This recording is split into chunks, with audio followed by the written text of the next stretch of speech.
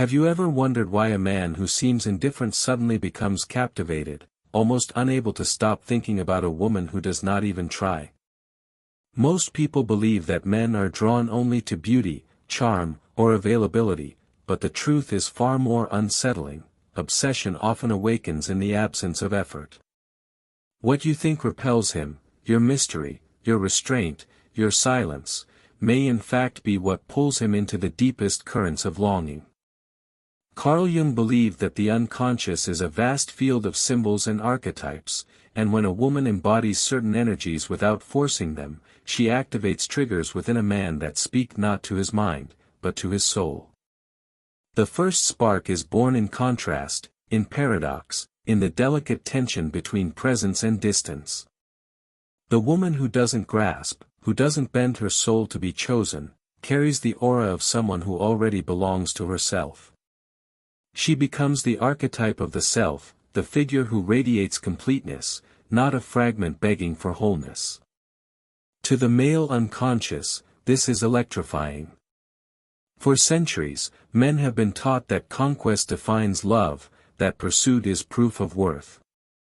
And when a woman does not participate in that dance, when she neither resists nor submits but simply stands sovereign, he feels the primal pull to claim what cannot be claimed. It is not flirtation, not practiced allure, but the silent gravity of sovereignty that ensnares him. You may notice this when you withhold explanations, when you do not rush to prove your goodness, when you sit comfortably in your own silence. He is confronted with something he cannot easily consume, and this awakens a hunger he did not know existed. Desire grows not in the banquet of abundance but in the fast of absence. He dreams of you not because you are near, but because you are beyond reach, a figure glimpsed but not grasped. This dynamic is not manipulation, it is archetypal. Jung wrote of anima and animus, the inner feminine and masculine that dwell within every psyche. A man often projects his anima, his hidden feminine, onto the woman before him. When she carries the aura of depth, when her energy resonates with mystery, she does not merely reflect his conscious desires, she mirrors his unconscious longing for the parts of himself he has lost. The more you embody wholeness, the more he feels the ache of his own fragmentation. That ache becomes obsession, not because of you, but because of what you awaken in him. And here lies the paradox: when you stop trying to be irresistible, you become unforgettable. Effort to charm makes you one among many, effortless self-possession makes you one of a kind. In myth, the enchantress never begged to be adored, her power was that she was complete in herself, and that completeness became the labyrinth in which men lost themselves. In modern love, the same holds true. The woman who knows her worth is not loud, but luminous. She draws without reaching, she captivates without clinging, she burns without smoke. You may feel tempted to ask, how does this apply to me? The truth is, it already does. Every time you hesitate to text first, every time you hold your own rhythm instead of bending to his, every time you protect your inner world rather than spilling it out for approval, you are stepping into this archetype. And though he may not say it aloud, his unconscious notices. His body tenses when you enter the room, his dreams replay your presence, his rational mind scrambles to understand why he cannot let you go. He may even resent the pull, yet the more he resists, the stronger it becomes. This is not about being cold. It is about being whole. The difference between withholding love and embodying sovereignty is vast. One breeds games, the other breeds devotion.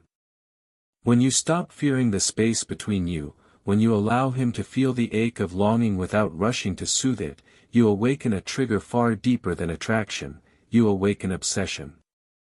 And obsession, in its raw form, is not about control, but about recognition. He sees in you the mirror of his own unconscious, and he cannot look away. Obsession deepens when a woman awakens the archetype of contrast within him, the duality of softness and steel, vulnerability and untouchable strength. Jung believed that the unconscious speaks through polarity, and nowhere is this more potent than in the dance of male desire. A man is magnetized not by sameness, but by tension, by the paradox of a woman who can dissolve into tenderness yet remain utterly unclaimed. This polarity stirs his psyche, forcing him to confront both his hunger for nurturing and his awe of mystery. He becomes caught in a current where he both longs to protect and fears to lose, where he craves her closeness yet trembles at her distance. When you embody this paradox, you do not have to perform, it radiates through the subtle shifts in your presence. The warmth of your gaze softens him, but the depth of your silence reminds him that he does not own your soul. He feels comfort and danger at once, and this tension makes him restless. To his unconscious, you are not merely a woman but a symbol, a doorway into the uncharted territory of his own anima. And because symbols cannot be possessed, he is compelled to circle you, study you, and chase the essence he can never fully grasp. This chase is not a game you play, it is an archetypal script that plays itself through him. It is here that obsession grows in its most silent form, not in moments of passion but in the empty spaces between. When he lies awake at night and cannot silence the image of your laugh, when he recalls the way your absence feels heavier than another woman's presence, he is no longer just interested, he is haunted. The psyche remembers not through abundance but through absence. What you withhold becomes his constant companion. A single unanswered question in his mind can echo louder than hours of conversation, because the unconscious feasts on mystery. Jung said that symbols are inexhaustible, and when you allow yourself to remain a symbol rather than a solved puzzle, you enter his bloodstream. This does not mean aloofness, nor does it mean cruelty. The feminine power is not in rejection, but in restraint. A woman who knows when to give and when to withdraw embodies the same wisdom as the tides, always moving, never grasping. This rhythm is what shapes his obsession. He leans closer because you pull away at the exact moment his certainty grows. He yearns more deeply because you offer softness only when he least expects it. And in this pattern, his conscious ego falters, his unconscious surges, and he is swept into the field of desire where logic cannot save him. Notice how men speak of the woman they cannot forget. It is rarely because she was the most available or the most predictable. It is because she carried a contradiction he could not resolve. She could be gentle yet untamed, loving yet unowned, near yet unreachable. This is the feminine archetype that grips the male unconscious, not the woman who gives herself away, but the one who remains whole even as she offers fragments of her light. He becomes obsessed not with her body, but with the enigma of her essence, and the more he searches for resolution, the further it slips from his grasp. You may ask yourself, how do I embody this without artifice? The answer is hidden in self-possession. When you no longer seek validation from his attention, you naturally create the rhythm of approach and retreat. When your joy is not dependent on his response, your presence becomes electric, because it is free. A woman who chooses when to open and when to remain still creates an unconscious field of unpredictability. To his conscious mind, it is maddening, to his unconscious, it is irresistible. He cannot stop circling you, for you have become both the question and the answer, both the wound and the cure. And so his obsession grows, not from what you give, but from what you withhold, not from your eagerness, but from your sovereignty. It is not strategy. It is the ancient rhythm of feminine power, the tide that rises and falls, the flame that warms and burns, the silence that speaks louder than words.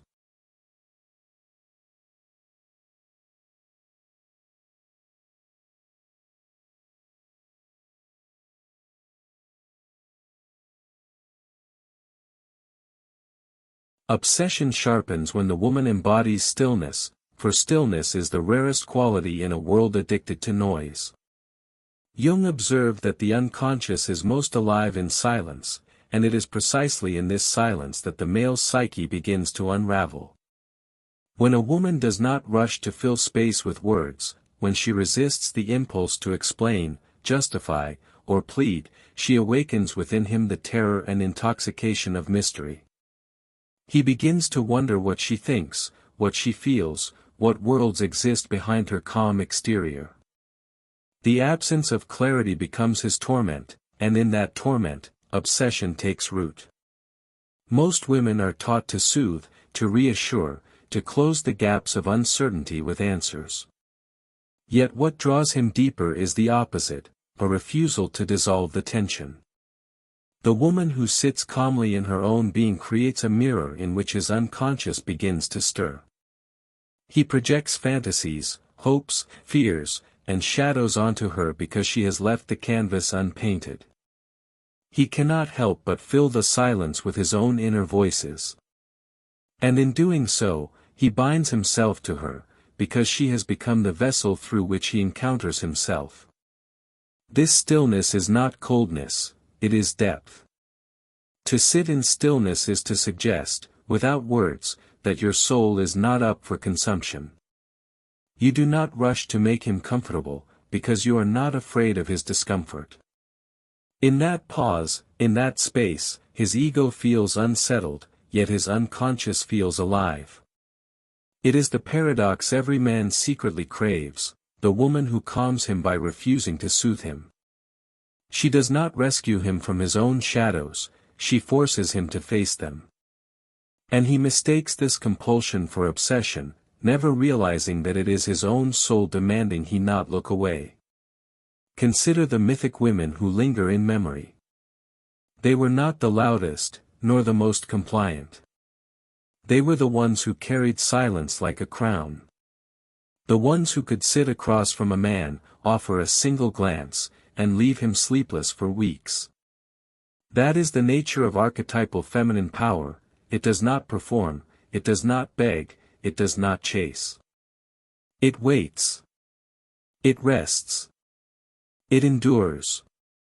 And in its stillness, it awakens the most primal hunger, the desire to conquer the unconquerable, to know the unknowable. Here lies the dangerous secret: stillness is not passive. It is active containment. It is energy held inward, radiating outward, unspent, unscattered. The woman who cultivates stillness does not leak her essence in frantic gestures or desperate words. She holds it within, and the man feels it like gravity.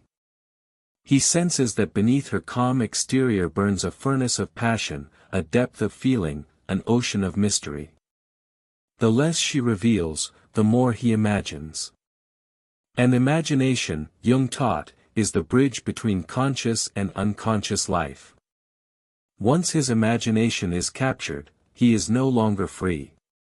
You might wonder, is this manipulation? It is not, because it is not crafted. True stillness cannot be faked. It is born from inner security, from a woman who no longer fears being misunderstood, who no longer feels compelled to prove her worth. It is a natural byproduct of self-possession. The obsession it creates is not a trick, it is the natural response of a man encountering something his ego cannot control. In her silence, he meets his own limitations, and that confrontation chains him to her in ways he cannot explain. The irony is profound. The more you speak to win him, the quicker he forgets your words. The more you remain silent, the longer he replays every gesture, every pause, every look. Stillness is remembered because it unsettles, and what unsettles is never forgotten. In this quiet, he is both safe and disturbed, soothed and haunted. Obsession intensifies when a woman embodies unpredictability, the archetype of change, of shifting tides that cannot be charted. Jung taught that the unconscious is alive in the symbols of chaos, and a woman who refuses to be reduced to a single pattern becomes the very chaos his soul cannot ignore. To the male psyche, predictability is comfort, but unpredictability is fire. It ignites the restless part of him that craves uncertainty, the part that knows life is not meant to be domesticated. When a woman moves like a storm, sometimes tender, sometimes untouchable, she becomes the embodiment of the anima's mercurial nature, and he is drawn in not because she reassures him, but because she unsettles him. Most women, out of fear, create routines in love, predictable responses, predictable availability, predictable surrender. Yet obsession is never born from safety, it is born from disruption. When you answer sometimes and withhold sometimes, when you smile one moment and retreat the next, you remind him that he cannot script you. He cannot fold you into the categories his ego demands. And the ego hates what it cannot control. That hatred fuses with desire, and the line between yearning and frustration blurs until he cannot distinguish whether he wants to hold you or rage against you. This contradiction, this polarity, is precisely what makes you unforgettable. The unconscious thrives on polarity. Jung described it as the tension of opposites, the engine of individuation. In you, he meets these opposites. He sees both warmth and frost, invitation and rejection, surrender and sovereignty. He cannot resolve you because you are not meant to be resolved, you are meant to be lived as an experience, felt as an atmosphere. And so he returns to you, again and again, not for comfort but for the ache of uncertainty. It is the ache that chains him. For a man will forget the woman who made life easy, but he will never forget the woman who made him feel the tremor of unpredictability beneath his feet. This does not mean to play games, to manufacture hot and cold, to craft strategy where there should be truth. It is not about pretending. It is about embodying your own wholeness, which is naturally unpredictable. A woman who honors her emotions, who allows herself to feel one day and retreat the next, who permits her nature to be wild rather than polished, that woman carries the archetype of the living feminine. She does not apologize for being the tide. She does not edit herself into permanence. She shifts, she changes, she contradicts herself. And in that contradiction, she becomes eternal, because no man can consume what is always reborn. Think of the great muses, the women who altered history not by submission but by elusiveness. They were never stable in the way society demanded. They were winds that blew one way then another, fires that warmed and then scorched, waters that calmed and then drowned. Men obsessed because these women mirrored the chaos of their own unconscious, the chaos they could not bear to confront within themselves. To love such a woman is to face one's own shadows, and that confrontation is unbearable yet irresistible. He keeps returning, not because she makes him whole, but because she reminds him of the pieces of himself he has not yet faced. You may feel tempted to ask, but won't this drive him away? Perhaps. And if it does, he was never meant to stay. The man who can only tolerate you when you are predictable is the man who fears the full spectrum of the feminine. But the man who cannot stay away, despite the frustration, despite the turbulence, that is the man whose unconscious is hooked. For obsession does not live in ease. It lives in tension. Obsession matures when a woman mirrors back to a man the shadow he has spent his life denying. Jung wrote that the shadow is everything within us that the ego rejects, our fears, our wounds, our unclaimed desires. Most men move through the world trying to outrun their shadows, covering them with achievement, bravado, or silence. Yet when he encounters a woman who embodies truth without apology, who reflects his hidden self in her gaze, he cannot escape. She becomes both mirror and mystery, forcing him to see what he would rather bury.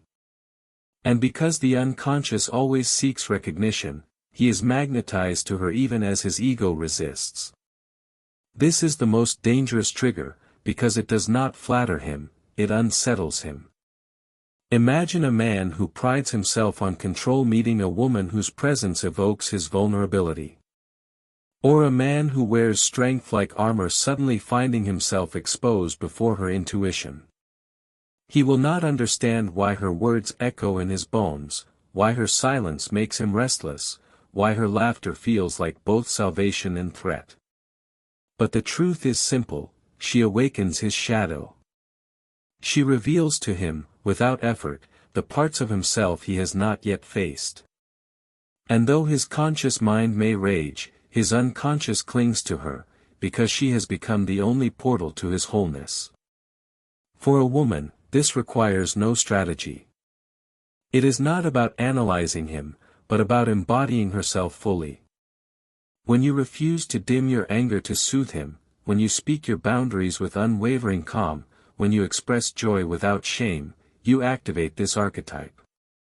Your authenticity unsettles him because it highlights his lack of it. Your freedom makes him feel the weight of his chains. And though his ego may push you away, his unconscious tightens its grip. Obsession grows strongest not when you satisfy him, but when you awaken him, when you pull him toward the very wounds he has long avoided.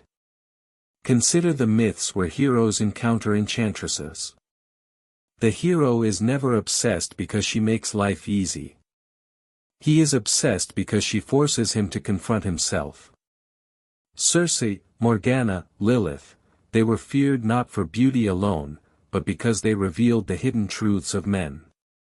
To love such a woman was to step into the fire of transformation, and men could not look away, even when it cost them their peace. The same pattern repeats today. He may resist you, argue with you, even retreat, but he will return, because the pull is not toward you alone, it is toward the pieces of himself you represent. Here lies the paradox: he may resent the obsession, but he cannot sever it. Every time he withdraws, the mirror remains. He sees other women but feels nothing, because they do not awaken the shadow. They offer comfort without confrontation, warmth without depth, presence without reflection. Only you ignite the storm within him. And storms, once tasted, cannot be forgotten. He may try to quiet the obsession, but his unconscious will drag him back, again and again, to the woman who forces him to see himself. This is why sovereignty is essential. If you collapse under his discomfort, if you soften your truth to avoid his resistance, the mirror shatters. But if you remain whole, if you allow him to feel both desire and terror in your presence, you keep the mirror intact. And though he may fight it, he will never escape it. For the unconscious does not forget the one who awakens it. He may call it love, lust, or madness, but it is obsession, born not of your effort, but of your essence, your refusal to hide the truth he has spent his life fleeing. Obsession solidifies when a woman embodies rarity, the archetype of the precious, the one who cannot be replaced. Jung wrote that the psyche longs for symbols that feel eternal, and a woman who carries herself as rare becomes, in his unconscious, a jewel he cannot discard. Men forget what is common, they obsess over what is scarce. And the rarest essence of all is a woman who is not hungry for validation, who does not bend her worth to the opinions of others, who radiates the unshakable truth: I am enough. That aura makes her unforgettable, because he knows, deep down, that she is not something he can simply find again. Rarity does not come from beauty alone. Beauty fades, shifts, and is often replicated. What cannot be replicated is energy. A woman who values her time, who does not scatter her presence cheaply, who moves as if her soul is a treasure, this woman awakens in him the fear of loss. And fear of loss is the seed of obsession. He begins to imagine what it would mean if he could not have her, if another man could stand in the presence of what he has been denied. His mind circles endlessly, replaying every moment, because scarcity is the greatest amplifier of desire. He obsesses not because she chases him, but because she refuses to chase anyone. This refusal to be easily reached mirrors to him his own lack of control. In a world where most people are available at a tap, where attention is bought and sold cheaply, her restraint feels otherworldly. She does not answer every call, does not reveal every thought, does not share every fragment of herself. And this is not cruelty, it is dignity. Her boundaries are not walls, they are sacred gates. And the more firmly they stand, the more he aches to be invited through. Every time she does not bend, his longing bends deeper. Every time she does not prove, his obsession proves stronger. Every time she stands still, his mind races. Scarcity creates weight, and he feels her weight even in absence. Think of the archetypes of queens and priestesses across history. Their power was not in chasing affection but in embodying value. Men crossed seas, fought wars, and burned kingdoms for women who carried the aura of rarity. Not because these women begged to be chosen, but because they knew they already were. To embody this is not arrogance, it is alignment with truth. Every woman who has walked the path of self-worth understands that the rarest treasure is the woman who does not crumble for validation. That is the energy he cannot walk away from. That is the essence that keeps him pacing in the night, searching for answers in the silence she leaves behind. And so you must ask yourself, do you scatter your essence, or do you guard it? Do you believe your presence is a privilege, or do you treat it like a commodity? The unconscious knows the difference. A man may enjoy what is easy, but he will never obsess over it. Obsession belongs to the rare. And rarity is not an act, it is a state of being, a quiet conviction that your worth is not negotiable. When you embody that, his psyche registers it as sacred. And once the sacred has been touched, it cannot be forgotten. In his dreams, you will not be one of many. You will be the exception. The thought of losing you will gnaw at him more fiercely than the joy of possessing another. He will compare, measure, and search, but nothing will carry the same weight. That is the paradox of rarity, it multiplies itself through absence. The less of you he has, the more he wants. And the more he cannot have, the more obsessed. Obsession reaches its fever when a woman embodies devotion to herself, when her deepest loyalty is not to his attention, but to her own becoming. Jung believed that individuation, the process of becoming whole, was the central task of the human psyche. And when a man encounters a woman walking this path, when he sees her investing in her growth, honoring her inner world, and living as if her soul is her kingdom, he cannot look away. She becomes not merely a lover, but a living archetype of transformation. To him, she is not just a woman, she is the embodiment of what his own unconscious craves, wholeness. This devotion is the most intoxicating of triggers because it cannot be faked. The woman who has cultivated her own life does not orbit him.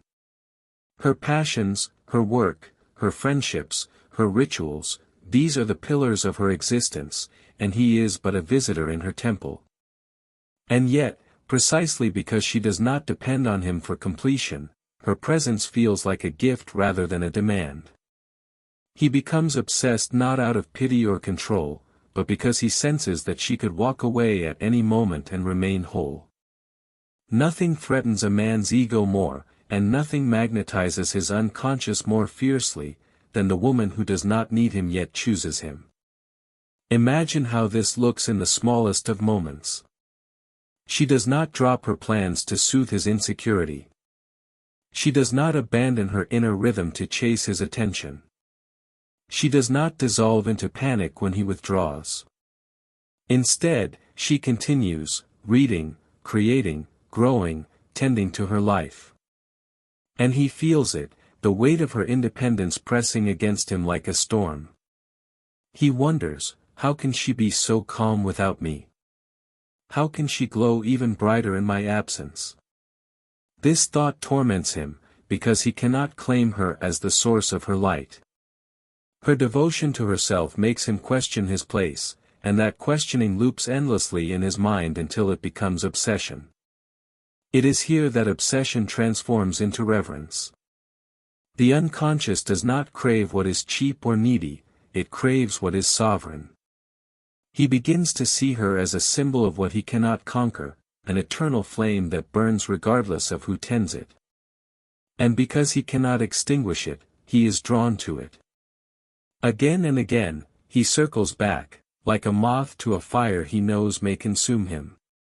His rational mind screams that he should let go, but his soul knows otherwise. He cannot release her, because she represents not a distraction but a destiny, the image of individuation, the embodiment of wholeness he secretly longs for. This does not mean she is cold or detached. Her love may be tender, her presence radiant, her touch magnetic. But all of it flows from a source he cannot control, her own self-devotion. And this is what breaks him open. He is no longer obsessed with what she gives him, but with what she is. And what she is cannot be stolen, cannot be diminished, cannot be absorbed. She stands as her own center, and he revolves around her, because she has become the axis his unconscious craves. You may wonder, doesn't this make her untouchable? In truth, it makes her irresistible. Men forget women who need them. They never forget women who thrive without them. For in her self-devotion lies the most haunting truth of all, she is proof that love is a choice, not a need. And when she chooses him from fullness, not emptiness, he is bound. He knows he cannot replace her, because what she offers cannot be manufactured, it is born from the rarest alchemy of all, a woman who has chosen herself. And so his obsession burns, not because she has chained him, but because she has freed herself. And freedom, to the male unconscious, is the sweetest and most maddening drug of all. Obsession deepens into its most primal form when a woman embodies detachment, the sacred refusal to be enslaved by outcome. Jung taught that all longing is rooted in projection, and when projection fails to find a grip, the unconscious doubles its efforts. The woman who can love without clinging, desire without desperation, offer without demand, she disarms him. She becomes the paradox of intimacy without captivity. And in this paradox, his obsession is sealed, for he realizes he can never truly own her, no matter how much he tries. Most women, fearing loss, tighten their grip. They chase, they plead, they attempt to secure permanence in a world where nothing is permanent. Yet the woman who understands the inevitability of impermanence walks differently. She does not beg for promises, nor does she collapse when they are not given. She knows that everything borrowed from life is destined to pass, and she holds love as one holds water, lightly, reverently, never grasping so tightly that it slips away. And it is this very detachment that binds him. For while his ego may rage at her freedom, his unconscious kneels before it. He becomes obsessed precisely because she does not need to keep him. This detachment is not coldness. It is warmth without fear. She may smile at him with tenderness, touch him with devotion, share her soul in moments of closeness, but beneath it all lies the unshakable truth, she will not lose herself for him. Her center is not in his hands. And when a man senses this, he feels both liberated and tormented. Liberated, because her love is freely given, not purchased by effort or coerced by fear. Tormented, because he realizes that he cannot bind her, cannot tether her, cannot cage her. She remains whole whether he stays or leaves, and that truth drives him mad with longing. The unconscious craves what cannot be controlled. Jung knew that the psyche seeks individuation, not captivity. And when he sees a woman living as if she belongs first to herself, he projects onto her both his deepest desire and his deepest fear, the desire for freedom and the fear of losing it. She becomes the embodiment of both, and he circles her endlessly, trying to resolve what cannot be resolved.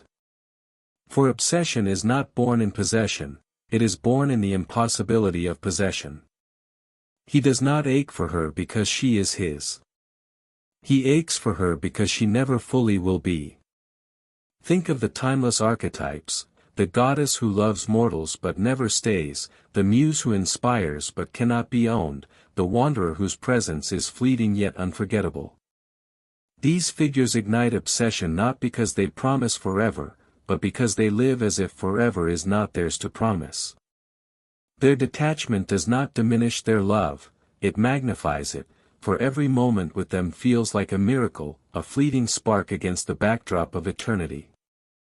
And so it is with the self-possessed woman, her detachment makes her precious, her love unforgettable, her absence unbearable.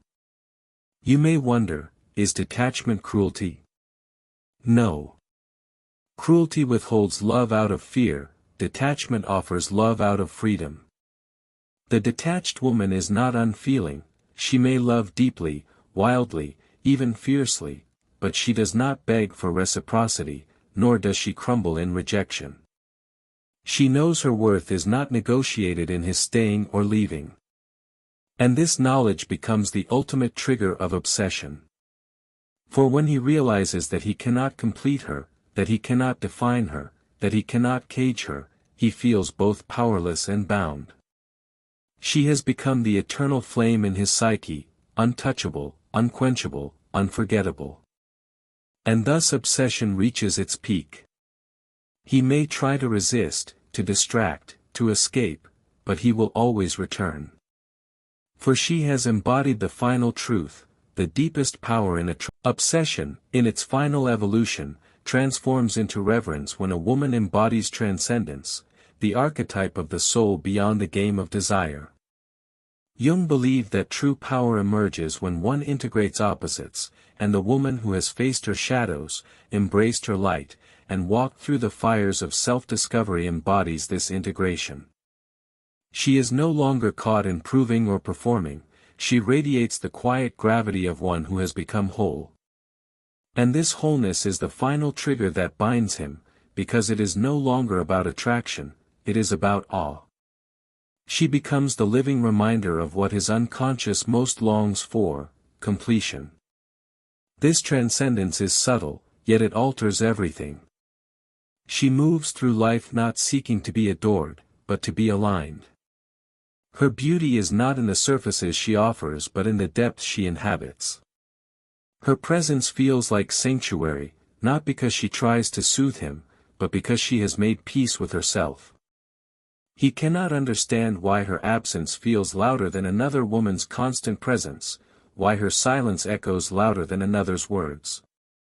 But the truth is this, her soul is no longer chained to the need for validation. She is free, and freedom is the most magnetic essence of all. For the man, this realization is unbearable and irresistible. He sees in her what he has not yet found in himself. Her ability to walk away without hatred, to love without chains, to give without losing, these qualities shatter his ego and call forth his unconscious. He cannot categorize her as lover or rival, muse or mystery. She is all of these and none of them. She is the union of archetypes, the mother who nurtures, the lover who awakens, the queen who rules, the mystic who transcends. And because she is everything, she cannot be reduced to anything. This paradox keeps him bound in reverence, not merely desire. For the woman, transcendence means she no longer plays the game of control. She does not care to manipulate obsession, nor does she fear losing it. She knows that what belongs to her will stay, and what leaves was never hers. She embodies the Stoic truth that external things cannot define the inner self. And from this freedom, her energy becomes untouchable. Men may obsess, but she no longer depends on that obsession.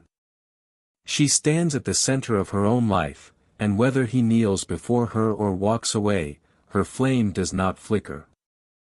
This is the essence of liberation. It is here that the paradox resolves. Obsession, born from tension, silence, unpredictability, rarity, and self-devotion, finds its apex in transcendence. For the man, she becomes unforgettable not because she ensnared him, but because she revealed him to himself. For the woman, she becomes untouchable not because she resists love, but because she embodies it in its purest form, love without fear, without need, without chains. This is the culmination of archetypal feminine power, not to chase, not to grasp, not to bend, but to be. To radiate so fully that others orbit her naturally, drawn by the gravity of her wholeness. And so the story closes not with possession, but with freedom. The man remains haunted, inspired, consumed, transformed. The woman remains sovereign, luminous, reborn. She has awakened obsession not by force, but by being, not by tactics, but by truth. And in this truth lies the deepest secret of attraction. Obsession is not about what you give him, but about what you awaken in him. And the woman who awakens without grasping, who mirrors without clinging, who loves without losing herself, that woman is eternal. The woman who knows her worth doesn't chase, she chooses.